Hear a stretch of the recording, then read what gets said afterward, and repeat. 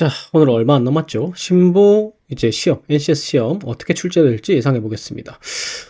영상을 다 보고 나서 고정 댓글 링크 가시면은 예상 모의고사 링크로 연결시켜 놨으니까 확인하시고요. 이번에 채용 대행사가 사람인인 것 같죠? 왜냐하면 같죠라는 표현을 쓰는 거는 나라장터상에 이제 입찰 결과가 유찰이 됐어요. 보통 이런 경우 작년에 한 출제사가 그대로 하는 경우가 많아서 사람인일 것으로 예상이 되고, 지금 플랫폼 같은 경우에는 사람인이기 때문에 사람인일 것으로 예상을 합니다. 다른 정보 있으신 분들은 댓글로 달아주시면 다시 제가 분석을 할 거고, 사람인일 것 같으니까 사람인 중심으로 이제 분석을 좀 해볼게요. 2025년에 사람인, 그러니까 작년 하반기부터 사람인의 출제 기조가 좀 바뀌었는데, 사람인이 두 개의 자아라고 하죠. 그러니까 모듈과 PCS를 섞어내서 그냥 뭐 봉투 모의고사, 옷만 유형 다 있는 봉투 모의고사처럼 내는 경우가 있었고, 그 다음에 이제 피들 문제, 그 자료 해석이죠. 자료 해석 문제가 엄청나게 많았던 그런 유형을 내는 경우가 있었는데, 작년 하반기부터는 그냥 통일이에요. 일반적인 이제 그 기본서 있죠. 기본서 그 문제보다 조금 더 어려운, 기본서에 있는 유형을 다 이제 섞어 놓은 듯한 그런 이제 그 출제를 합니다. 사람이 작년 하반기부터. 그래서 뭐 특징을 살펴보면은 모듈형 비중이 많이 늘었고요. 이게 신보 같은 경우에는 수호 문제이기 때문에 모듈형 문제를 늘리는데 한계가 있을 것 같긴 한데, 안 나오진 않을 것 같아요. 비중상으로. 그 다음에 응용 수리, 문법, 사자성어 이런 걸 갖다가 우리가 보통 다른 이제 대응사들은 잘 안 내거든요. 그러니까 NCS라는 개념하고 너무 멀잖아요. NCS가 직무 능력을 평가하겠다는 거고, 직업 기초 능력을 평가하겠다는데 사자성어를 갖다가 내면은, 아니 각골난망 이런 거 모르면은 회사 생활을 못 하나 보죠. 사람이 생각하기에. 이게 말도 안 되는 건데, 솔직히 얘기하면. 사람이 냅니다. 그래서 이제 이런 문제들을 내는 게 대표적으로 사람의 특징이죠. 근데 이건 신보의 특징이기도 해요. 작년에 또 이제 사람이 했기 때문에 그런 건지 모르겠는데, 신보 후기가 이래요. 지문은 길이가 짧았다. 이거는 사실은 이제 짧았다, 지문의 길이가 짧았다라는 거는 상대적인 거긴 해요.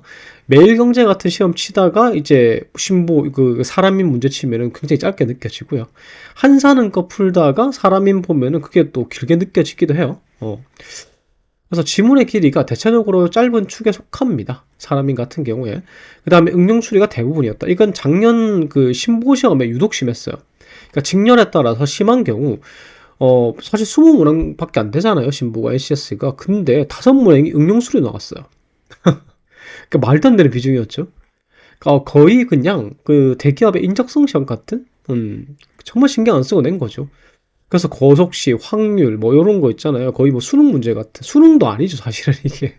수능이 아니라, 그러니까 확률 같은 경우에는 이제 고1 수준의 조합, 막, 이런 거 이제 쓰는 거 나왔었고.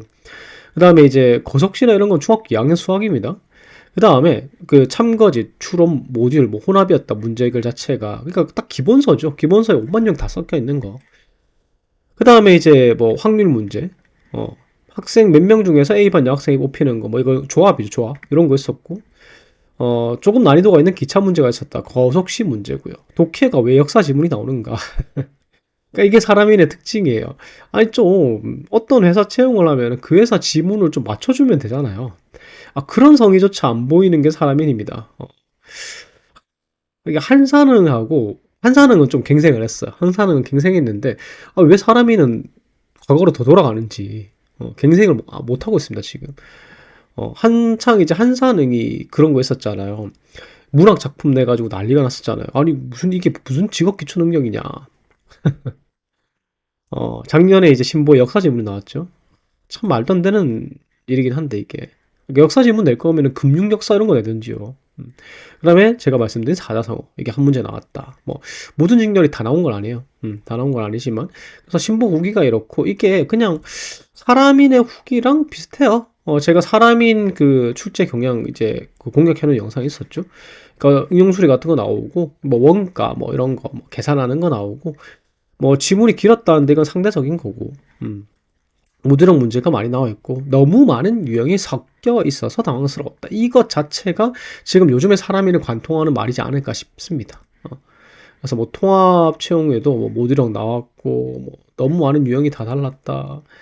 여기 또 긴 지문이 없었다, 모듈형 비중이 많았다, 뭐 이런 거. 그래서 모듈이랑 이제 응용 수리에 대한 게, 그 다음에 추리 같은 거, 이런 문제가 심한 경우 이런 것도 있었어요. 그 도형 부피고 하는 거. 그래서 제가 사람인 시험 치면은 5분 전에 챗GPT나 이런 거 물어봐가지고 도형의 부피 구하는 거, 입체 도형 부피 구하는 공식 몇 개만 알려줘 하고 외워서 가라고 하거든요. 5분 전에. 왜냐면 공식만 알면 풀 수 있는 거니까. 그래서 뭐 이런 문제들이 나온다. 그래서 이제 신보 찍힌 책보다 오히려 더 이제 확률이 높은 건 뭐냐면 기본서. 그 다음에 피셋 문제집, 그 피드령 문제집 중에서도 시중에서 말하는 피들이 두 가지잖아요. 그러니까 모듈형 문제랑 피드령 그 피셋 자료 해석형 문제랑 섞어 놓은 거 있죠. 그걸 이제 피둘이라 부르는 분들이 있고, 아니면은 그 기화 안에 지문이나 뭐 안내문이나 이런 실용 문서들을 가지고 문제를 내는 걸 피둘이라고 하는 경우가 있는데, 사람이는 요 피둘의 정의에 가까워요. 모듈형 문제하고 피셋 이제 문제 섞여 있는 거. 그래서 그런 걸 이제 피둘이라고 하는데, 그 사람인에서 이제 출제하는 거랑 조금 비슷하긴 해요. 단 이제 이런 문제들 같은 경우에 막 응용수리 문제가 막 많다거나 그렇진 않기 때문에 실제 사람인의 이제 그 출제 유형의 뭐 비중이 그렇게 막 딱 맞아떨어지는 않지만, 그래서 제가 추천드리는 책은 기본서라가 차라리 회독하시는 게 출제되는 과목에 그거랑, 아니면은 시중에 있는 피듈 책 중에서 그냥 모듈형과 피셋형을 섞어 놓은 걸 피듈형이라고 하는 이야기하는 그런 책이 있습니다. 그런 책이 적중도가 높을 거예요. 그래서 제가 NCS 서적 회독하거나 기본서 보는 거 되게 싫어하는데, 사람이는 기본서입니다. 사람이는 기본서예요. 그래서 남은 시간 동안에, 지금 짧은 시간 동안에는 기본서 보시는 게 제일 맞고요. 마무리로.